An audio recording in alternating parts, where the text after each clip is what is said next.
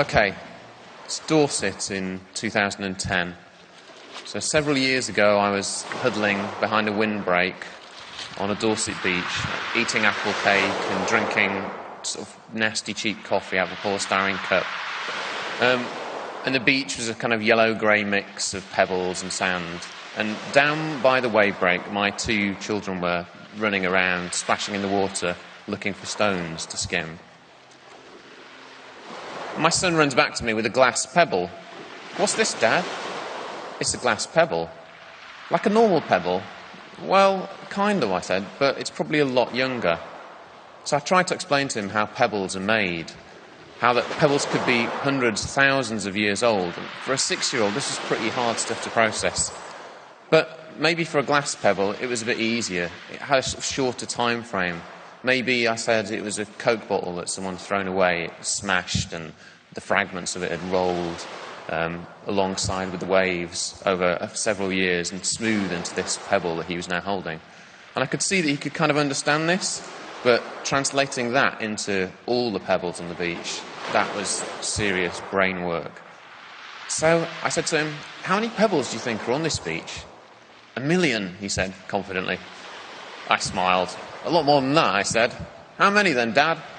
I sort of stopped smiling. I had no idea how many pebbles were on this beach. All I knew it would be one of those numbers with the funny little raised index. You know, there's no way I would ever know that. And every pebble on that beach, when I started to think about it, was a sum of its impacts. Millions and millions of collisions, each individual one, you know, almost insignificant, but all of them kind of adding together to make the kind of final or even the current form of this pebble, a kind of constant layering of permutations over time. And there's no end or perfect pebble, there's just a family of them, lots of colours and shapes and textures, all related but all unique. And some people like the smooth granite eggs, some people like the angled skimming stones or the marbled quartz or the striped limestones. All the pebbles are kind of different, but at the same time they're all kind of the same as well. So I hold the glass pebble in my hand and I try and find a different pebble from the ripples by the shoreline and compare the two, trying to explain to my son that they're part of the same process.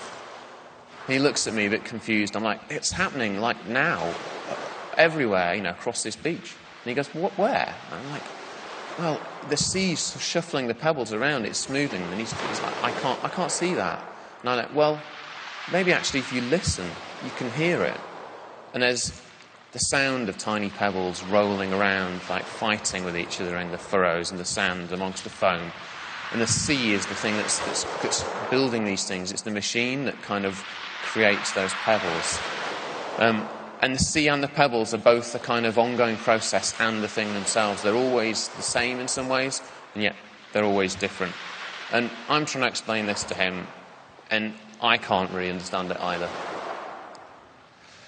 So, my name's Tom Betts. I'm a programmer. Like most people here, I imagine I'm involved in making games. I'm currently working on a game called Sir, You're Being Hunted.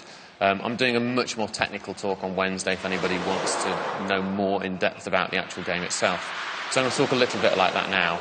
But I'm also a kind of ex-artist, musician, and I'm finishing a PhD about the nature of the sublime in video games. So this talk's about kind of procedural games, procedural technology that I use and how I think about that in relationship to philosophy. So, Immanuel Kant was an 18th century German philosopher with an almost rude name. He was really interested in how we can understand the processes of complex systems but not necessarily be able to grasp the outcome of those systems. He saw these systems as both mathematical and organic systems. So an example might be something like clouds, where a single cloud represents, in a sense, all clouds, and yet all clouds are different. We might understand the sort of nature of them to some degree, but they're constantly representing a massive range of permutations to us. Also sees this in mathematical systems, so things like pi or nonlinear dynamics or concepts of infinity, where it's not necessarily a naturally organic form, but it's still a system that produces, or it's a system of deterministic creation. He thought that the gap between these two things, between our knowledge of maybe a system, but the kind of inability to necessarily predict the results of that system, was where the nature of the sublime lied. Now, to me, video games are a really unique space because they're kind of both of these things. We create mathematical systems or rule-based systems that generate worlds or generate outcomes. And when we do that, we don't necessarily know what those outcomes are going to be. And that's really fascinating. And perhaps that's part of what I think is sublime. So he said, this is quite a dense quote, "The sublime is to be found in a formless object, so far as in it, or by occasion of it, boundlessness is represented, and yet its totality is also present to thought." What that means really is that there may be a system that can represent what it can produce, and in a sense is the totality of what that is, but is also in itself formless because it doesn't have all those end products in its current state. It's a kind of twisty sort of statement. And even though that's kind of happening all the time with a lot of things, it's difficult to understand or explain. So I'm just going to go through I'm just going to start with one example. I could use lots of different examples and lots of different games. So I'm back in Brighton, it's 2013, and I'm playing a game called Starseed Pilgrim by Dorset. And there's nothing there. There's a grey square, there's a little guy, that's me, and then there's just possibility. Embedded in the game is this possibility. It's a game about a system that makes a world as you play, and the world itself becomes a kind of geological history of your play time in that world. You learn the rules of the world as you play, and at the same time, while you're learning the rules, you begin to imagine how that world can be, all the different permutations of that world. It uses seeds. Seeds are a really kind of classic example of generative and procedural processes. I'm working on a game too. It's the longest and largest project I've ever worked on. And I'm lucky enough to be working with some friends who are also really interested in the idea of generative and procedural sort of emergent systems. This is a game that's grown with seeds. It's a game that's built layer upon layer, but not in the kind of glacial geological timescale of Pebbles. It's the super fast CPU time. And I wrote the rules for this world, and I kind of know what it might make and what it will produce, but I don't always know exactly how that's going to result. I know the world is an abstract set of possibilities. I don't necessarily know exactly what will come out of that.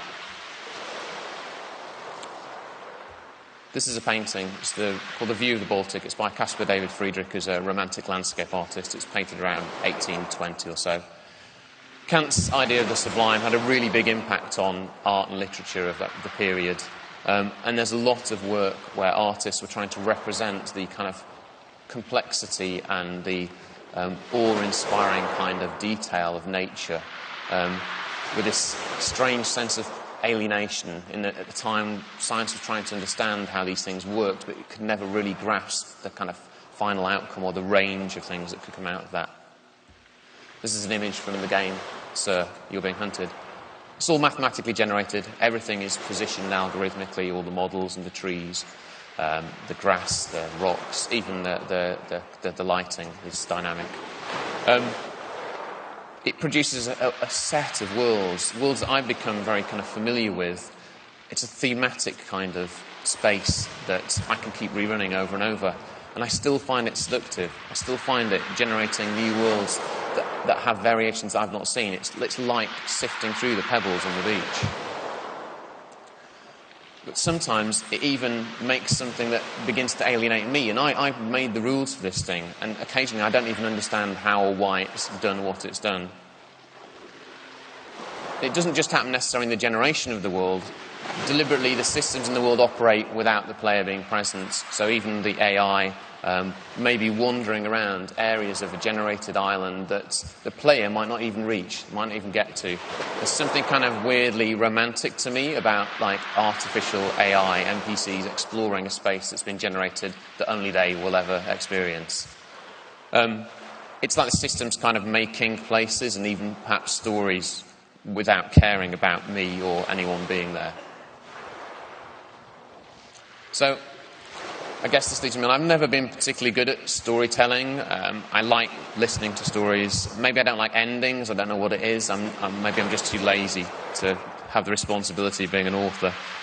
I used to make music, and I used to make generative music, and I always Generative music is essentially sort of software-based. Every time you run the software, it creates a variation of that music. And I always felt like a traitor when I recorded it. I felt like I was kind of, I don't know, like denying it somehow.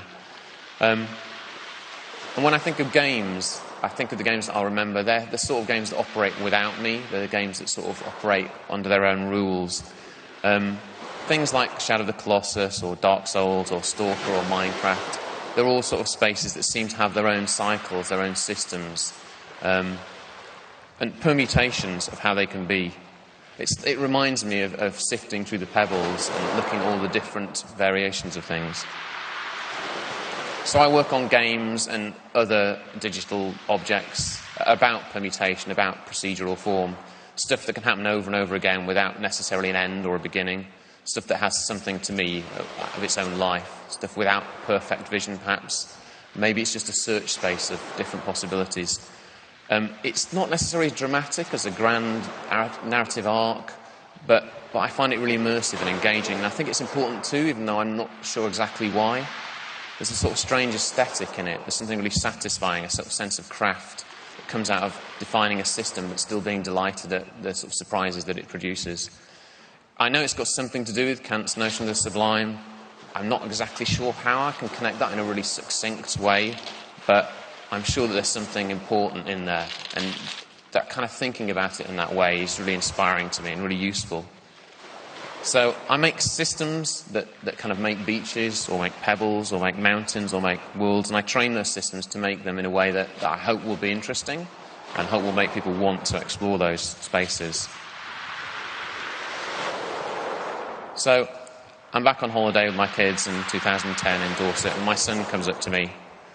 He's got a pebble he's picked out in the millions on the beach, and it's just one that he specifically likes. It's like, I don't know why he's chosen this one, but it obviously says something to him specifically. And he says, "Oh, Dad, this is a really cool one, look." And I'm like, yeah, it's great. Should we walk down the beach and look for some more? And I'm like, yeah, let's do that. So that's kind of what I do, and that's kind of what I do when I make games. Thank you.